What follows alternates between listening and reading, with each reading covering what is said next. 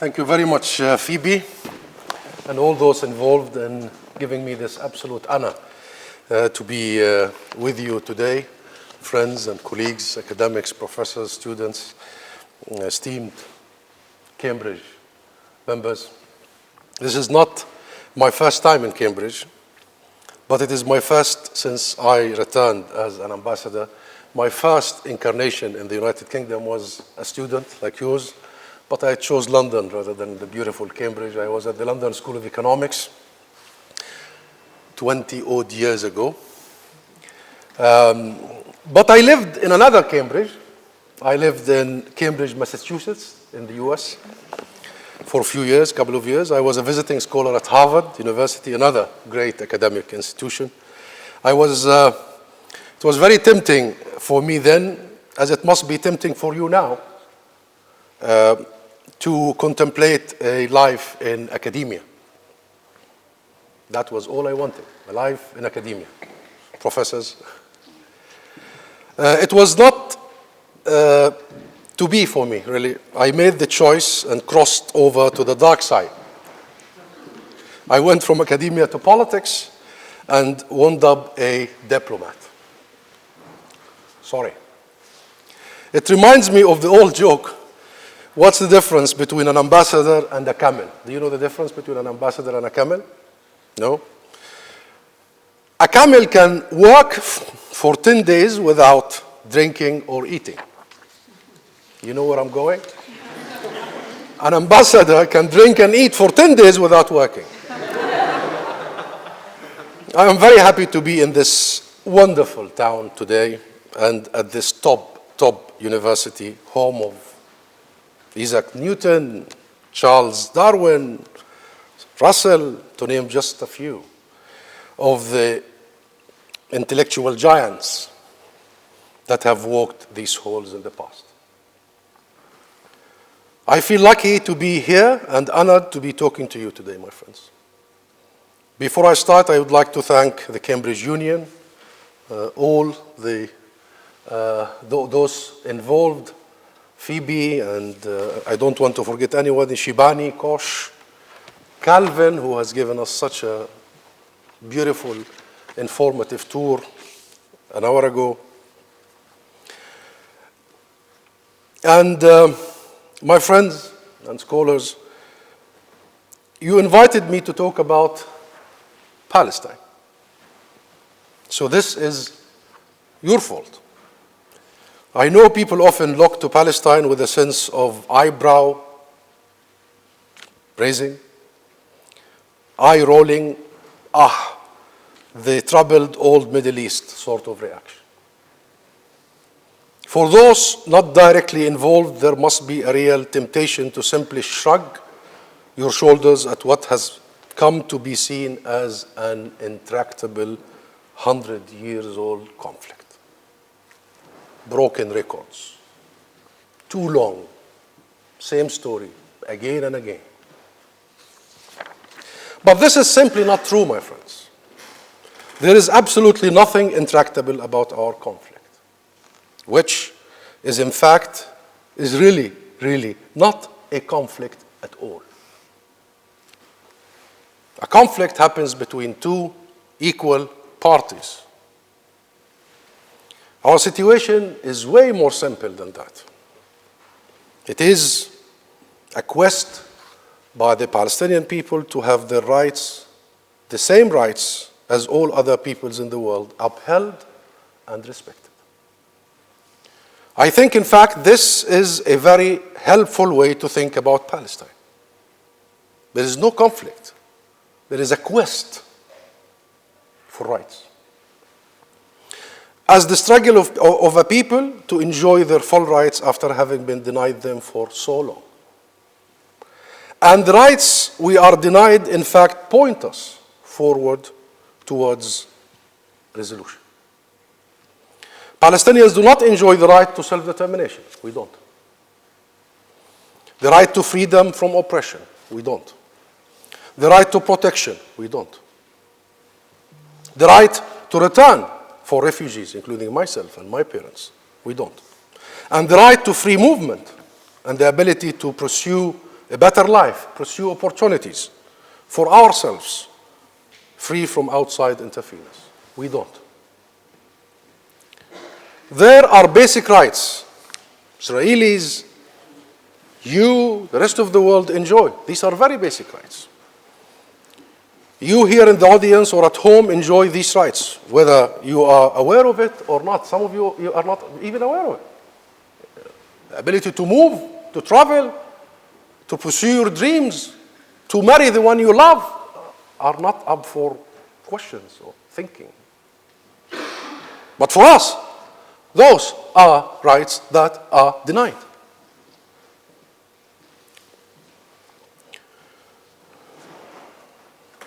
And I'm sure those who follow the situation back home know that there are only two ways in which the Palestinian people can seek fulfillment of our rights. Either in a state of our own or in a state that treats all of its citizens equally. These are the two options. At the moment, this is not the case. And it has not been the case for a long time. Palestinians are neither equal citizens nor do we have sovereignty over any inch of our native land. The primary reason for this is that Israel, the military stronger party, simply has not yet evolved at a point at which it is ready to accept that this conflict, between two parentheses, will only ever end when the Palestinian people, the indigenous population, enjoys its full and equal rights. Right from the beginning of the Oslo process, it was clear that the two-state solution was not really genuinely endorsed by the successive Israeli governments. We were forced by the international community to adopt the two-state solution, thinking that the international community will play the role of the guarantor and the enforcer of that vision. But there was absolutely, year after year, experience after experience, reluctance in the part of Israel and the international community to actually go ahead and implement it. Secondly, the most important aspect that led us where we are is the Israeli settlement project in the occupied territory, which never stopped since we at least signed the Oslo Accords. Started long before, started since 1967, but since we signed the Oslo Accords, the size of settlements, the number of settlers have quadrupled, making the West Bank look more like a Swiss cheese than one connected piece of land. Now this latter, I mean the settlement expansion, is the most crucial factor. Political discourse can change. We can change our discourse, our narratives, our words to describe things over time with the political will if we have it, but bricks and mortar actually need to be physically removed.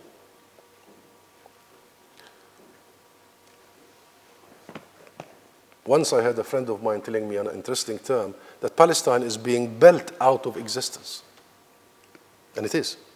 Built out of existence by concrete.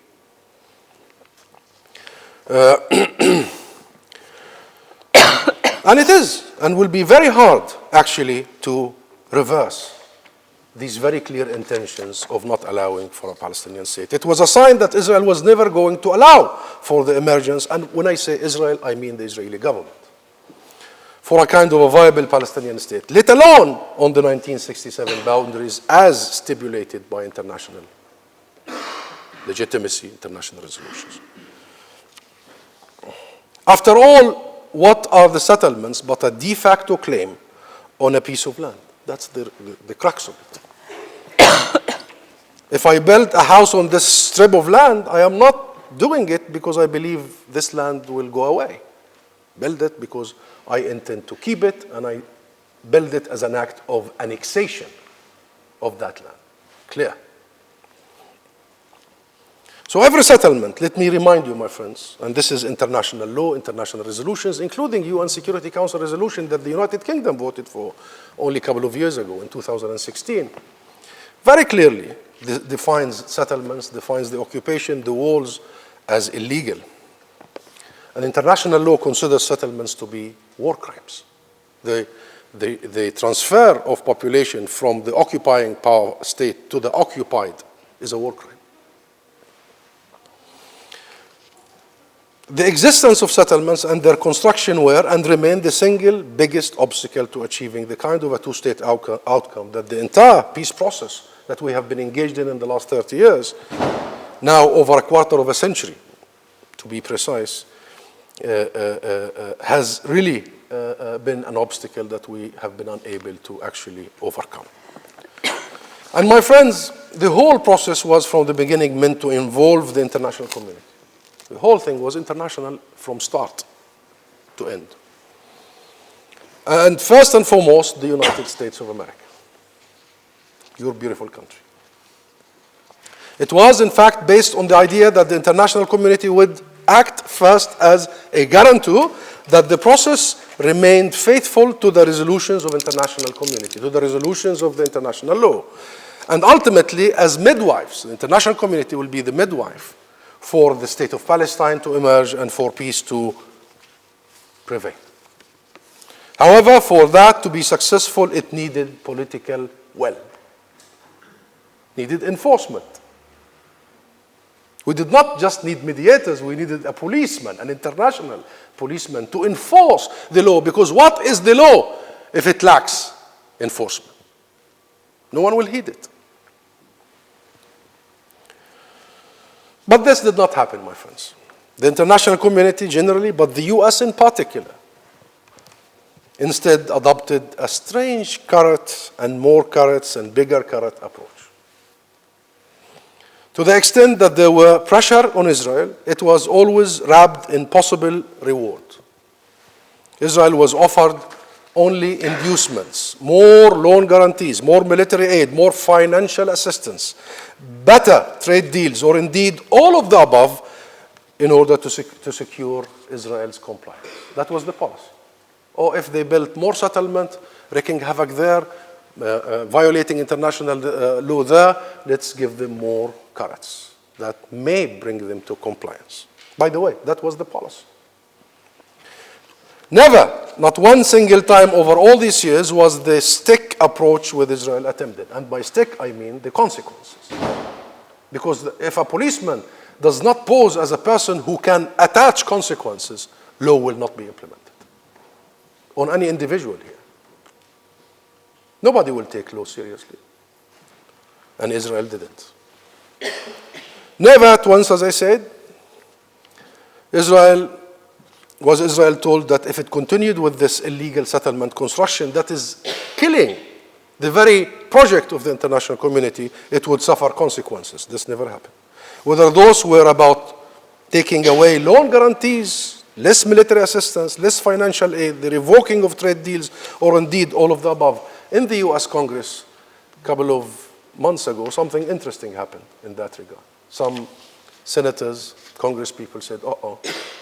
And actually they stopped military loan or military aid until Israel abides by the US policy in the arena of the two-state solution, settlements, human rights. But it was soon actually approved. Thus, if continued, settlement construction represents the biggest physical obstacle to the process I was describing. And the failure of the international community to hold Israel accountable for this construction, which, let me remind you again, is not only illegal under international law, but a war crime, is the single biggest diplomatic obstacle to making peace. I have been in the West Bank only recently, and to Gaza, and to East Jerusalem. Only a few years ago, I used to live in Ramallah. We had the center of the West Bank, Palestinian cities. This is the occupied West Bank. Now, the center, the civic center, the urban center of the West Bank is becoming the settlements. The main infrastructure that connects these settlements, the main roads, are for the settlements, not for the Palestinians. Slowly, we are becoming encircled. We are, in other words, my friend, let me just conclude this point, in the grip of a failed process, unfortunately. It failed in conception and it failed in execution. And my friends, is there any sign of hope with a new Israeli Prime Minister and a new US administration, Mr. Biden? Many are asking. A very relevant question. We have suffered from the previous two in Tel Aviv and in Washington.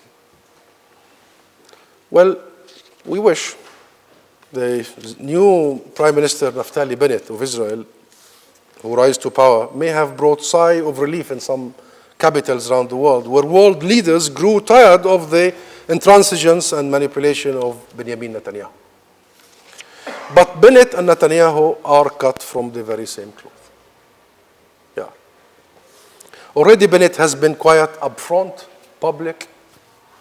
He said there will be no Palestinian state on his watch. There will be no end to settlement construction on his watch.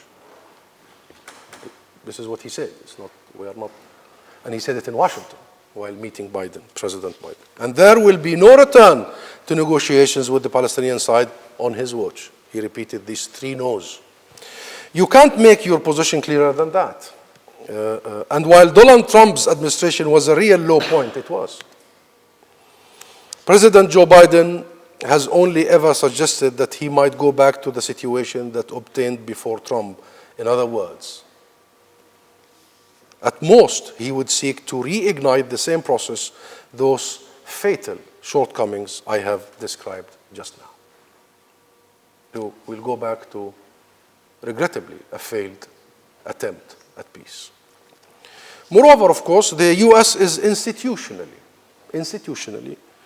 biased towards Israel, which is almost, that is Israel, a domestic issue in America rather than a foreign concern. It's a domestic. I was the last serving Palestinian ambassador to the US.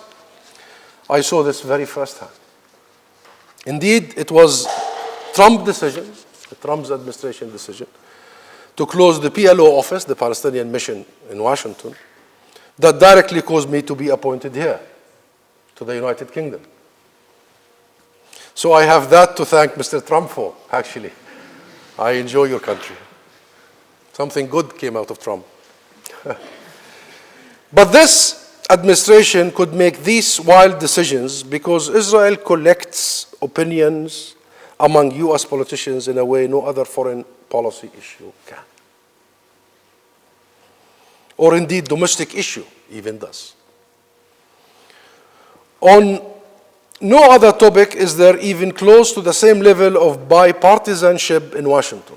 Support, unconditional, regardless of the US policy, the US interests, strategic interests, international resolutions, international law. For this reason, the US cannot be considered a fair mediator, my friend. That's the bottom line. It cannot be considered, as far as Israel is concerned and Palestine is concerned, a fair, honest, credible mediator. In any case, should Biden even get so far as to even talk about reviving a peace process, and until now Washington has not shown any real appetite to properly engage again, there are no appetite, no talk of that. But even if they do, pursuing the same process will result in the same failure that it always has. Otherwise, Einstein will be absolutely unhappy about us if we do the same mistakes and expect different results. For us, the Palestinian people, this is simply not good enough, not anymore.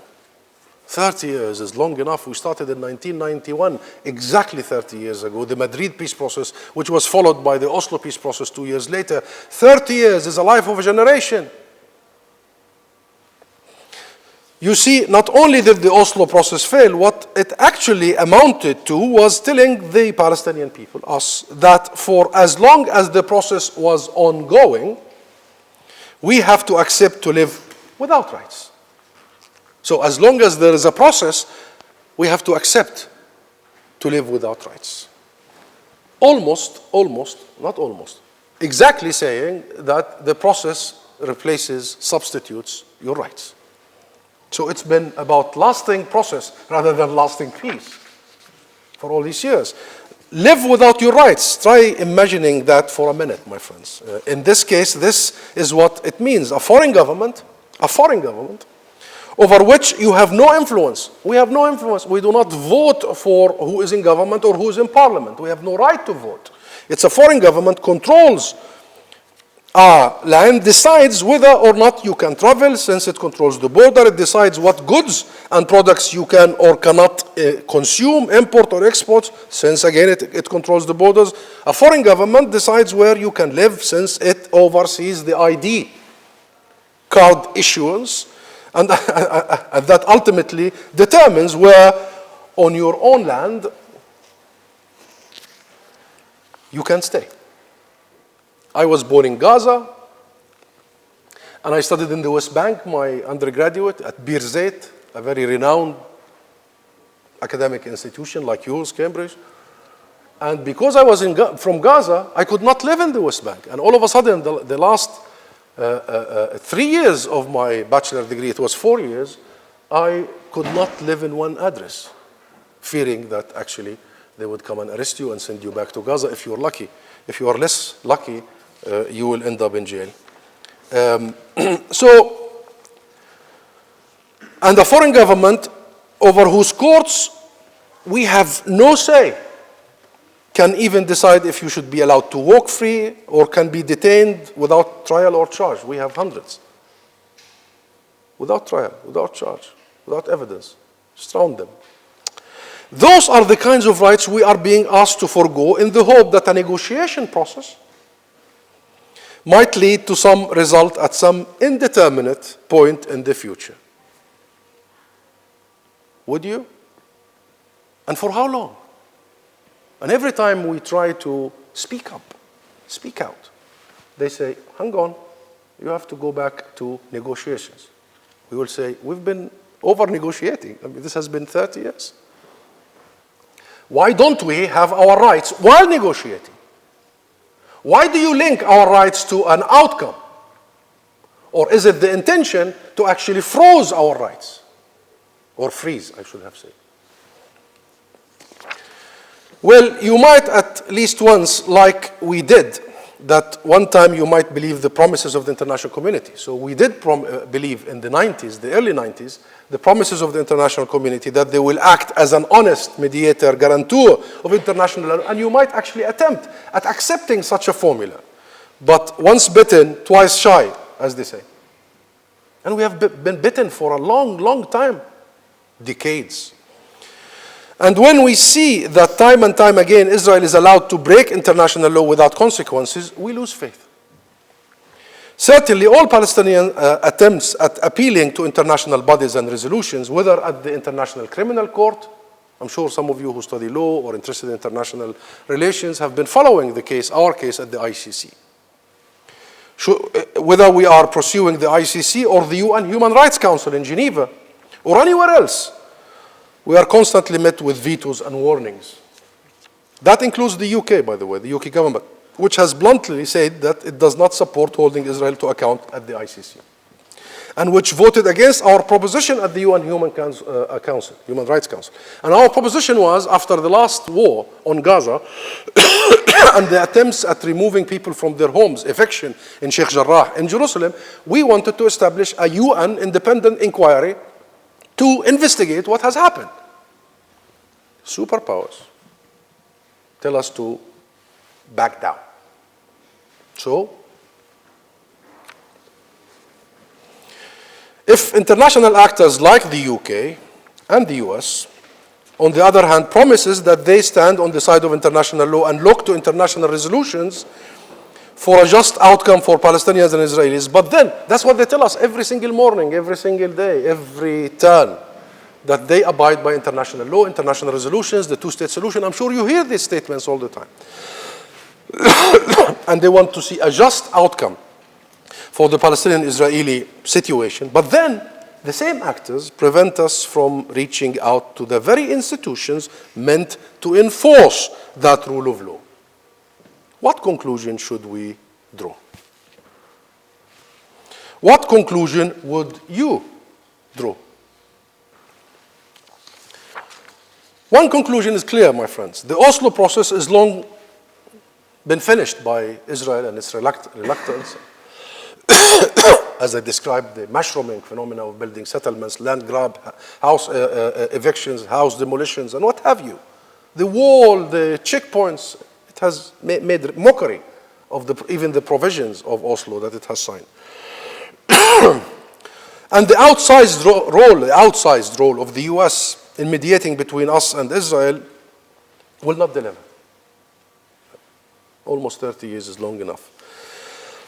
And the pursuit of yet more confidence-building measures in the absence of a clear outcome and in order to placate a right wing in Israel, just to keep them calm, quite honestly, is simply a non-starter. We have tried it many times. If we are going to engage in any kind of negotiations towards a two-state solution, those negotiations must be, my friends, clearly based on the framework of international law and international resolutions. The focus, in other words, must be on how to implement these resolutions and not what to implement. For all these years, the focus is what to implement from the international resolution. So when the world comes and decides that, okay, we will cut and run, we will have two states, two sovereign equal states, and the Palestinians will be given 22% of the land, of our land, 22%. We accept, we go for a process, heinous it is, long it is, and then it becomes not about the international clear line, it becomes about how much they can negotiate out of the 22%. So they don't want to meet us somewhere between Tel Aviv and Jericho, they want to meet us somewhere between Jerusalem and Jericho. If you know geography and you know what I mean here. And also here, my friends, the role of the international community must be narrowed and sharpened to that of collectively ensuring and enforcing compliance with international law. Otherwise, we're going to see the same movie again and again as we did. That way lies possibility and hope, my friends. By abiding by international resolutions, because that was a historic compromise already, and by having real, meaningful enforcement. We have asked for exactly such a peace conference at the UN with those very parameters. We have. This is our initiative, President Abbas's initiative, the Palestinian leadership and people initiative. But however, so far to no avail. Look, my friends, yes, we invoke international law. We do invoke international law. I was born in a refugee camp to the very south of Gaza. The United Nations took care of me and my generation and my people, our people. I was educated by the UN, by UNRWA, fed by them, provided health service by them. So we do invoke international law because we feel it should grant us some form of and some measure of justice. Yeah, indeed, yes. But we also invoke international law because we are internationalists. We do believe in internationalism. We believe in the global rules-based system. We believe that that rules-based system is essential for world peace and for the possibility of justice. We recognize that that system, flawed though it may be in some areas, our international system, our international order, flawed though it may be in some areas, came out of a genuine attempt post-World War II to never again allow ourselves to descend into such barbaric mass slaughter of each other. That's the essence of international order. Never again. We subscribe to the view that absent this global rules-based system, we are back to the rule of the jungle. And look around us. Look all over the world and you'll see that if this system crumbles completely, we will go back to the rule of the jungle. And for that, we will all pay a heavy price as our grandfathers did. Right now, just one sovereign state, that is Israel, overseeing separate legal systems for different peoples. Hence, the apartheid reality of the current situation, which has been extensively talked about, described, documented by numerous Palestinian, Israeli, and international human rights organizations. The last was the Human Rights Watch from New York, a very extensive report about Israel crossing the threshold of apartheid. That apartheid reality, my friends, which we live today, and I might remind you here again that apartheid is a crime against humanity, can only resolve itself in one of two ways. How do you resolve apartheid? How do you resolve one group controlling the lives of the other group without the other group having any say over their own faith. Or how do you resolve this? Separate but equal sovereign states, that's the first formula. Separate but equal states, and this is what we have tried for the last 30 years and failed. Or as equal citizens in one state. Can you give me a third formula? Can we think of a third formula? These are the only two formulas. Thus far, we have accepted the international formula of two states because the world also wants to ensure that Israel remains to be majority Jewish population. And we also wanted to find the shortest cut to our rights. We wanted our new generations to live in peace. We had enough of our own kids being murdered, killed, drowned, imprisoned, our land being taken, our houses being demolished. So we were absolutely keen on a process that would deliver as soon as possible. But we have to look around, pause, and see what is ahead of us. And how do we navigate strategically our way now? There are no other possibilities, at least if one is to take the aspirations, the true aspirations, the genuine aspirations, the righteous aspirations of the Palestinian people seriously. One thing is for certain, the Palestinian people will not be dislodged from our land, my friends. That experience of 1948 will not be repeated. Never again. Our history is long and proud. Our heritage and traditions are firmly established, and we are bound in with our connection to our land. Ours is a very accomplished nation, my friends. I'm sure you have many Palestinians studying here in Cambridge, and I'd love to meet them afterwards. Educated, ambitious people, all over. We are 13.5 million now. We have innovators and artists. I just received one of them only last week in my office.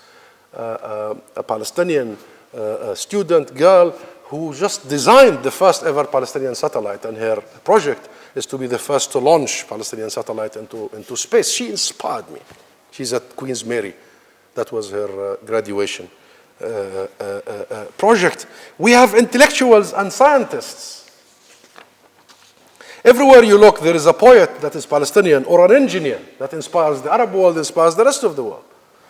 And everywhere Palestinians have gone in their exile in this world, wherever we have gone in the exile, and look around, you'll see how much the Palestinian community have enriched the host countries, have contributed to building these countries, to the well-being and the prosperity of these countries, everywhere. We will not long be denied our rights, therefore, my friend. It's been long enough. But the shape of the struggle ahead of us could look very different to how it has looked for the past several decades. That's my key message. What is coming could look extremely different. Whatever happens, it will be something to look out for, all of us together. And the UK, by omission or commission, can play a critical role in this. So, can you, and here I'll end, my friends, because Palestine is not just the Palestinian people. Palestine is not just about us, about the Palestinian people. Palestine is about all people. Palestine is about all people. Palestine is about the rules-based global system. Palestine is about equality of rights. Palestine is about you as well. And don't take my word for it. Think back to May this year and to those global show of solidarity, demonstrations against Israel's attempt to dislodge families from Sheikh Jarrah and East Jerusalem and its deadly offensive on Gaza Strip. You've seen the streets of London, Cambridge, and the other place. Can I mention Oxford here? And the other place. And everywhere in the United Kingdom, especially by you, by the students, the youngsters, the progressives, the ones who study the actual international law and know the reality. And all the tens of thousands of people everywhere who took to the streets around the globe did so because they believe the world can be and must be a better place. But in order for that to happen, my friends, we must all be held accountable, all of us, to the same rules, to the same laws, and to the same standards. No exception. No exception. We must all, be it British, American, Israeli, Palestinian, whoever you are, we must all be held accountable to the very same standards, laws, values. Values can never be subdivided. You don't cherry pick. You here tonight as future thought leaders of our world, you will have to grapple with these issues, my friends. You must, as we have been doing for my own generation. But it's upon you now to grapple with these issues, not only our issue, but global issues. And you know, the corona has taught us one lesson. Crazy those who think they can live in isolation. Stupid those who think we can stop thinking beyond our own borders.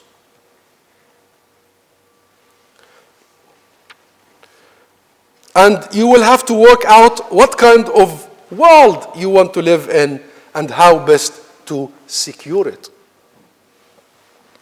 I assure you that, as Nelson Mandela once said, there is no justice in the world without justice for the Palestinian people. Another statement by another great man, injustice somewhere is injustice everywhere. I'm sure you will come to agree with that. And this gives me and this gives us hope to see the new generations of the UK, the new generations of the world, the ones at respected, renowned places like Cambridge, are really taking the torch to actually make our world a better world. So thank you very much. Thank you.